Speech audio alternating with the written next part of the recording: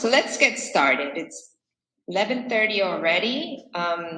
Thank you for joining our session, and thank you, MBA, for letting us share our insights about the return of academic travel with this audience. I'm thrilled to be here today with three wonderful panelists who are joining us from Boston, London, and, well, two of us are right now in Panama City. More about that in a little bit.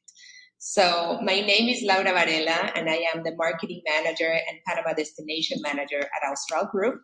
And I can tell you that the last few months have been really exciting, seeing the return of travel programs on the ground across our destinations. So first things first, I want to introduce our panelists and thank them for being here with us.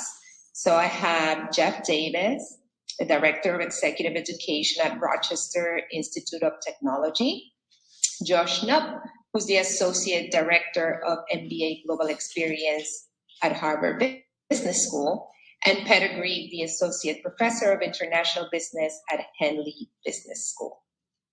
Thank you guys for being with us. And since our time is limited, we'll dive right in. And so we'll start by talking about the decision-making process that each team went through to arrive at their destination choices before moving into insights from actually running these programs during COVID times and what that has taught us. So let's start with Jeff. Jeff, your program with 50 executive MBA students just happened in Panama 2 weeks ago. And they met with executive entrepreneurs, explored the culture, and also worked on 10 different consulting projects. So I recall there was a great deal of deliberation at RIT on which destinations made sense for October. So you originally were considering Europe and other Latin American countries before pivoting to Panama in the end. So could you walk us through how you and your team came to this decision? Certainly. Thank you, Laura, and thank you, everybody, for joining us today. RIT has been traveling for many years, and so this was our 30th year of the program, and the 30th year we'd be having an international trip. But last year was the first year we didn't travel. And so because of the COVID pandemic, we didn't travel in 2020, and we knew we wanted to travel in 2021. So the key ingredients for us were safety, security, and knowing that we would be predictable in an unpredictable world. And so while we wanted to look at Europe and some different locations first, we were really being adaptive to what was happening with COVID around the globe and trying to find a location that we knew was not only looking good at the time of the announcement, but would look even better at the time of the trip. And that's why it evolved. So it started out with some locations in Spain and some locations in Latin America, like you mentioned. But as time went on, we started to see more and more that Panama was the choice that really made sense. And it wasn't even on our original list. But we knew that they were dealing with the COVID crisis quite well. We knew there was a population that believed in the safety measures that were going to be required to keep it safe. And we knew it gave the best opportunity for the trip not to need to be changed. And it was by far the right choice in the long run. It was hard to get there. It took us time to understand all the complications, but that's what it came down to, was where could we make an announcement that we were confident we would travel to and our students would be safe. And Panama ended up being the right choice for that. Excellent. And I'm really glad you guys got to come here. So, Josh, now your case is very different. You are sending, if I'm not mistaken, something like 500 MBA students around the world in January and another 1,000 students across the US in May. So that's no small feat, right? So are you able to walk us through the factors that led Harvard to keeping its Mayfield immersions within the US, and how are you structuring and preparing for this across 15 different US cities? Sure, happy to, Laura. So, and I'll start maybe with our January courses. So much like Jeff and RIT, we actually, had to cancel the field global immersion both in 2020 and 2021. That's been such an integral part of the curriculum at HBS for so many years now. So as we expected, there was pent-up demand to travel, and that led us to really ramp up our immersive field course portfolio, both in terms of number of courses, but also in terms of their overall capacity. So that's what we're looking at, in the January, as we approach January. Right now, we started with 10 courses. We're down to 8. Unfortunately, we lost Japan and Seoul recently. But we're hopeful that the remaining 8 will move forward, COVID permitting, of course. On the field side, the decision to move to a U.S.-based model was kind of twofold. I think, COVID was a driving factor for sure. I think, because this is a required course, we were not as confident in our ability to operate at scale, and for us at scale means 1,000 students, as you said, Laura, 15 global locations. Just because of the uneven vaccine distribution, the changing entry requirements, entry restrictions, quarantine requirements. So we then shifted to a domestic portfolio for that reason. The other reason, which I think is equally important, that kind of led faculty to make this decision, was that the one of the main goals of field is to learn about contextual intelligence, how to operate in an unfamiliar context, and that can equally be applied in the US as it can internationally. We realize that there's especially so much learning that can happen if we focus less on the economic hubs like New York and San Francisco and shift to places like Detroit and Birmingham. So that's kind of what we've done. I think over the past year or more, we've seen, I think all of us, that there's even more of a need to understand context in terms of religion, culture, race, regionalism, politics, and doing so in the U.S. I think is very important for our students.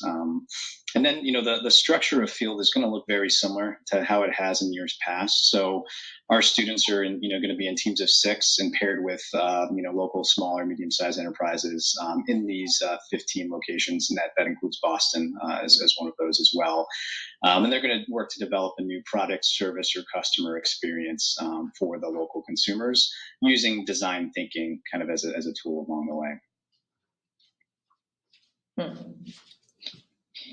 Great, thank you, Josh. I mean, there's a lot of factors to consider, right? We're going to one place, and I'm sure they're going to have a blast in either the locations that they end up going, right?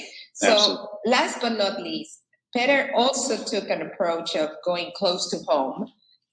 So in their case, the students had already fulfilled their academic requirements of global consulting in an online setting, but Henley still offered to do a 5-day trip within Europe. So Peter, can you maybe explain a little bit the context behind this offering and how it was received by the students? Yeah, thanks, Laura. Thank you so much for having me here today. So so we have a much smaller scale program when it comes to global immersion trips. We only do this with our global executive MBA, which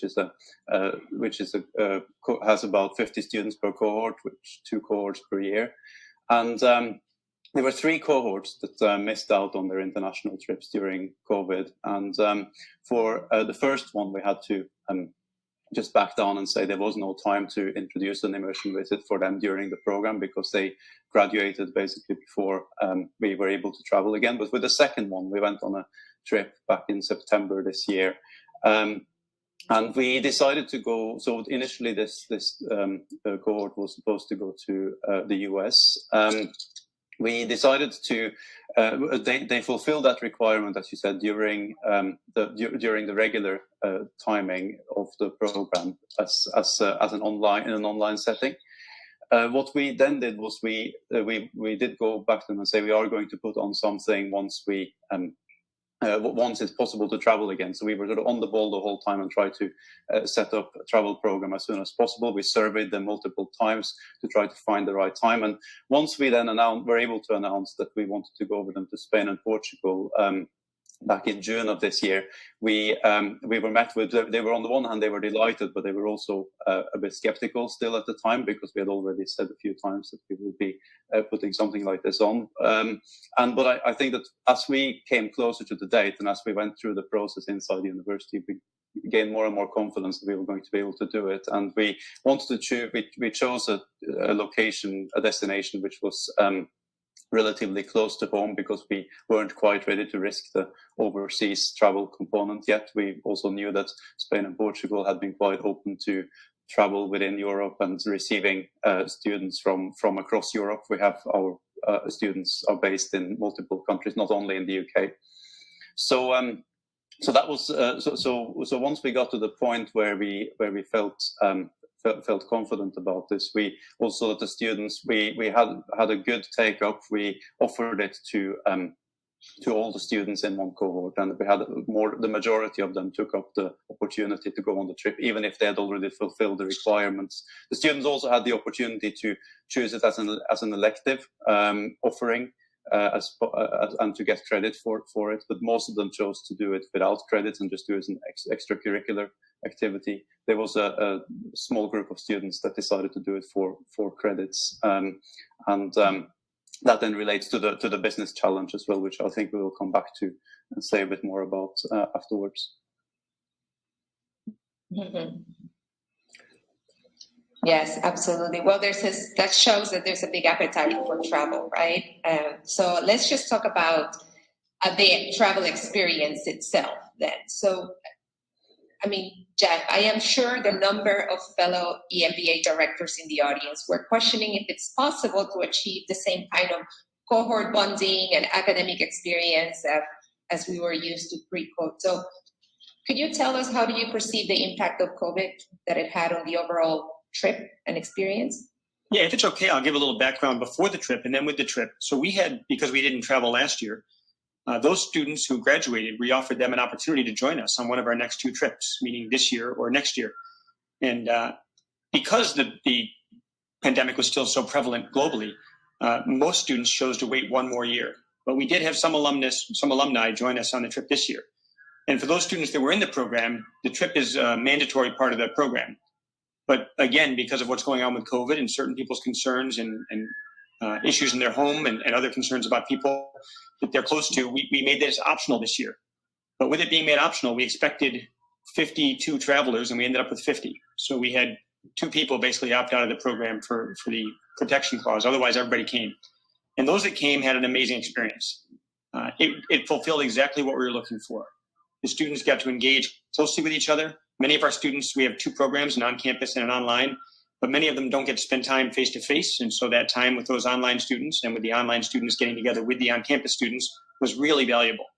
A lot of connections were made, a lot of really close relationships that we like to talk about in our program were seen and came to fruition here on the trip more than any other time in the program.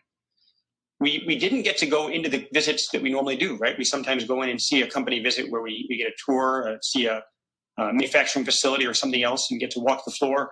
That wasn't happening here. But what we did get was great leaders, both in the supply chain industry, of course, here in Panama, but also entrepreneurial leaders here in Central America that got to share their story with us in different locations. And so we found locations that were better, that were more accommodating for a larger group, and we had great opportunities to spend time with these leaders. And then on 1 or 2 occasions, we had to split our group into 2 groups to do things and then switch back. And that worked very well as well. So we really capitalized on the opportunities in an unusual way in this current environment. And one of the reasons we chose Panama was because we knew everybody in the country was wearing masks everywhere they went, which gave more security to our students. So our students were vaccinated. They came in with a PCR test before leaving the country, even though it wasn't required. We wanted to make sure that everybody that traveled was safe and COVID-free. And I would say they lived the life pretty normal as far as the trip goes. They were pretty, it didn't seem much different than most trips we have, except that they wore masks when they were out and about doing things. And it was, I think, an amazing success. And what we're hearing back from the students is really phenomenal. They got a great experience out of it. And Austral Group was a big part in making that happen. So I'm hoping that answered the question for you. Thank you, Jeff.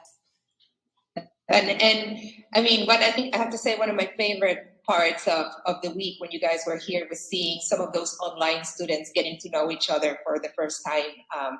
And yes, making those connections, because networking, as we know, is a big part of the executive MBA travel, not just among the cohort, but with the speakers that you're going to meet on the ground, right? So I want to turn it to Josh, given that Harvard has one of the strongest networks in the world. I was wondering if your team has noticed any trends on how your alumni community is been responding to in-person meetings in 2022, and do you have any best practices or contingency plans to ensure the academic experience is fulfilled despite all these offices around the world being closed? Sure. Happy to kind of understand, our experience to date.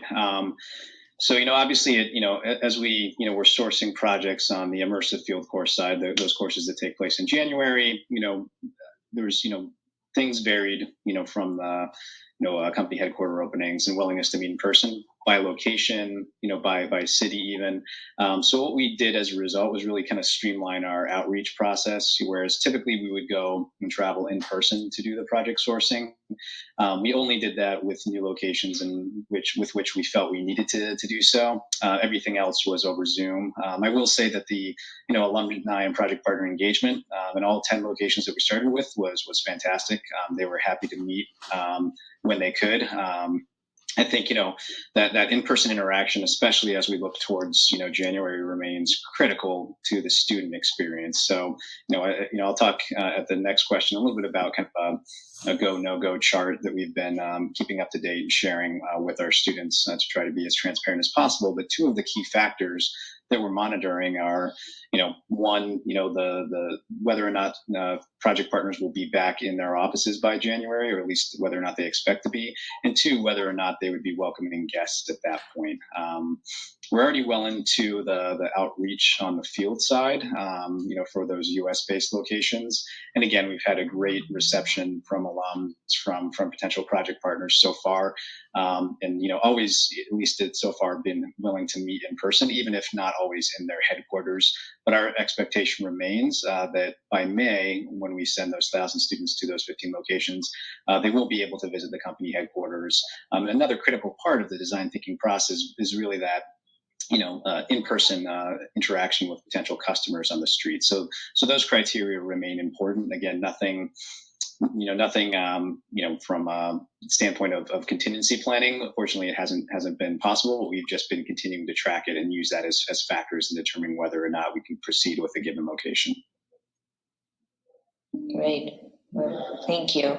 Thank you, Josh. I know Henley has also been very active in including experiential learning formats into the majority of their global immersions. So this time around, Peter, you selected to run a shorter business challenge format versus a full-length consulting. So could you maybe describe for the audience what that entailed on the ground? Yeah, sure. So the consulting modules, we had already done those with in the original module where we were planning to go on a trip, and so we had done that together with my international business module, and so we had already fulfilled that criterion. So, but because some of the students were selecting to go on this trip for elective credits, and also because we wanted to offer the other students who were doing sort of as an extracurricular activity to have something like a business challenge alongside the trip. We created a format where, on the one hand, there was the students who were taking this course for credits. They were able to do some pre-work. So we worked with a Portuguese company that has in the software industry, and they were looking to expand internationally and particularly across Europe. So we were utilizing the students' backgrounds that they all come from across Europe, different countries, to go out and do some pre-analysis on which countries might be most viable for this company to enter into. And then on the day, we did a follow-up challenge where the students would then work, both those that had done the pre-work as well as those who were joining without credits. They all got together in groups and discussed some of the initial analysis and came up with a kind of a market entry plan for the countries that had been pre-selected. So it worked quite well in sort of integrating both the students who did the pre-work as well as those that kind of joined the exercise, joined the business challenge on the day, and that had only prepared by looking at some of the company documents and sort of familiarized themselves with some of the general information around the company beforehand. So that was the way we kind of brought together the two different types of requirements that we had among students in the trip into that business challenge. And it's something we will do again. I think in the future, of course, when we go on a trip for the international business module, which we would where we would have a longer project, we would probably go back to consulting projects. But business challenge was a great experience, also facilitated by Austral, and the way that they set this up with the company was something that students really enjoyed. And I think it was in many ways a mini consulting project the way it turned out, I think, and they really enjoyed that and really liked that. Great. Thank you, Peter. So I want to talk for a little while about the big elephant in the room, right? COVID. So, Jeff, I referenced at the beginning of our session that you're currently still in Panama, and that is as a result of 2 of your students testing positive for COVID while traveling. So thankfully for the audience, they're doing great. They had mild symptoms and they're going to be able to fly back home on Friday. But Jeff, what advice would you give other trip leaders who might be facing similar situations in the future, or are there any additional measures that you would recommend to take? Yeah, I think that we knew that this was going to be a possibility, right? And so we did the precautionary things we could do. As I mentioned, everybody had to be vaccinated and that everybody had to have a PCR test before leaving. So we thought we put ourselves in the best opportunity to succeed. And we thought that Panama's conditions, where masks were required indoors and out, except when eating or in your own room, that we thought that was going to help us as well. But let's be honest, these are students that have been in a full-time program for a little over a year, that have demanding work and home and other concerns. They finally get 8 days off of work, away from home and away from school a little bit, and they want to have a little time together in the evenings. They want to spend some time having some fun. And once they get out and they go to karaoke and they go to dancing or drinking a little bit, the masks come off, because you can have the mask off when you drink. And I think that's the most dangerous portion of this, right? These are adults, so it's hard to tell people they can't go out, that they can't enjoy themselves, but that's where the challenge lies. And as you stated, it was actually one alumnus of ours that was somebody who lost their trip last year that joined us this year. And they weren't with the group a whole lot because they were an alumnus. They weren't required to be at every activity. And then 1 out of the 50 tested students tested positive, which was actually, I mean, we don't want it to happen to anybody, but we were 98% of our tests were negative, which is a good thing. And you're right, we ended up here for 2 weeks, but we ended up at government expense for the students to be put up in a nice hotel and stay in their room, and we were able to stay and get them supplies. My condition with my students was that I would stay. If anybody tested positive, I would remain in country as long as they were here. And so I've done so. And they're free to go coming this, like you said, this Friday. And hopefully I'll be leaving on Friday also. I test tomorrow to make sure that I'm clear still and I can go. But again, with what we know, we took the precautions we knew were in place and we knew were available. And we still think that hands down, this was the right choice. Our students, including the one that's in quarantine right now, rave about the experience they had here, rave about what they experienced, what they saw, and that hands-on, which is RIT's ethos, right? RIT is all about applied learning, and that's exactly what these trips are. Spending time on the ground, getting to know from the people that are here doing it, and they didn't miss that. They got to live that full on. So it is a challenge. It's something we need to be aware of and prepare for, and still know that we may do all the right steps and still have some challenges.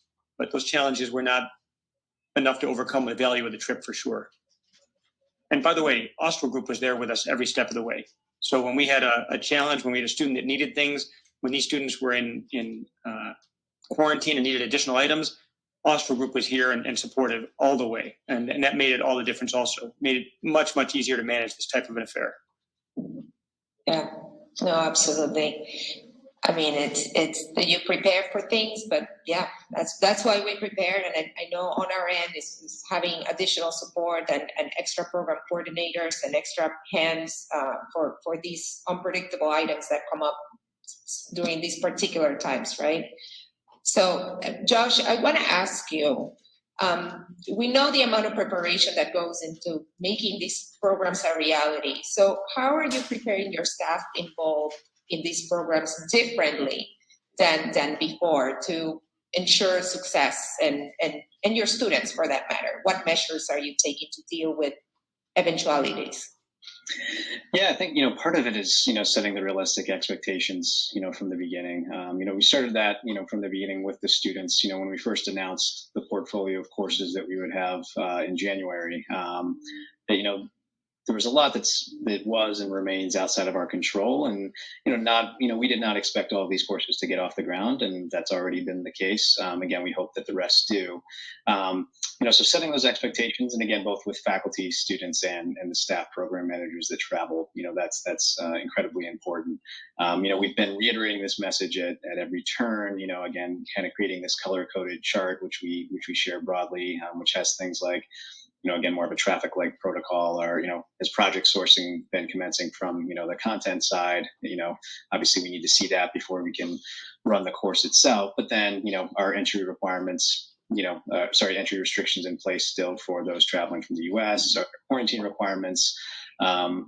That we wouldn't be able to potentially bypass with a vaccinated traveler, things like that. So we're sharing that with students. We're still pegging at this point go no go decisions also to the CDC level. So if it is a level 4, we would not proceed. And December 1st is kind of our key decision date for that. We've been to all the first on-campus course sessions, again, kind of reiterating the need for flexibility. I think generally while the faculty and students alike want to know and have clarity sooner rather than later, I think they understand just how dynamic of a risk environment COVID has produced for us, and that some things again are just out of our control. We are again working on finalizing. We're in the process of training our program managers who support the courses. We're finalizing and sharing and testing our COVID related protocols and policies. Both with our global response team and then also sharing those with the students so they kind of know what to expect on the ground. But yeah, it's certainly no small task and something that we're continuing to kind of focus on. But that expectation setting, I think, is just key from the beginning, so people aren't surprised, if a course does have to cancel. Yeah, I think flexibility, as you mentioned, is key. And I think one thing we know is that executive MBA programs love to travel and sometimes to multiple locations. And I know, Peter, this was something that your team was wondering about, whether to go to Spain or Portugal or keep both.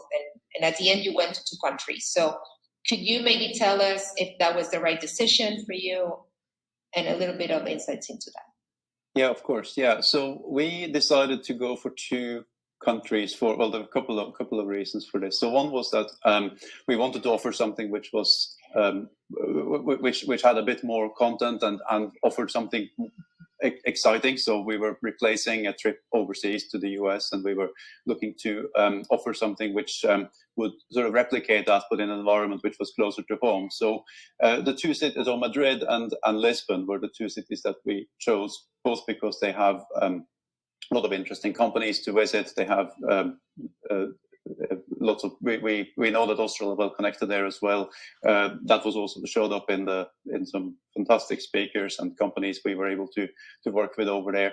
And so the 2 country setup also helped us in one way, because it gave us a kind of a backup option up until relatively late in the process, that we could potentially pivot to one of the countries. We were seeing these 2 countries shifting in these sort of traffic light systems between green and amber and so on. And we knew that there was, at least up until relatively short time before travel, that we could potentially go and pivot to one of them if that was necessary. So that was also part of the decision making, a part of the overall risk assessment that we made along the way. And I think in the end it was the right choice. I mean, the students they loved the fact that they could go and visit 2 cities in 1 week. I think that they saw 2 different business cultures. We were able to experience even the way that 2 different countries handle COVID.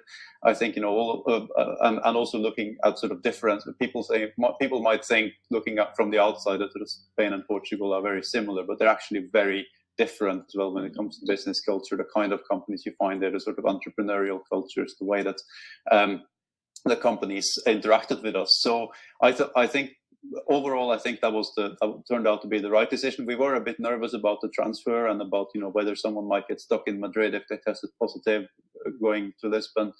But in the end, I guess we were lucky as well. We didn't have any trouble with the transfer, and I did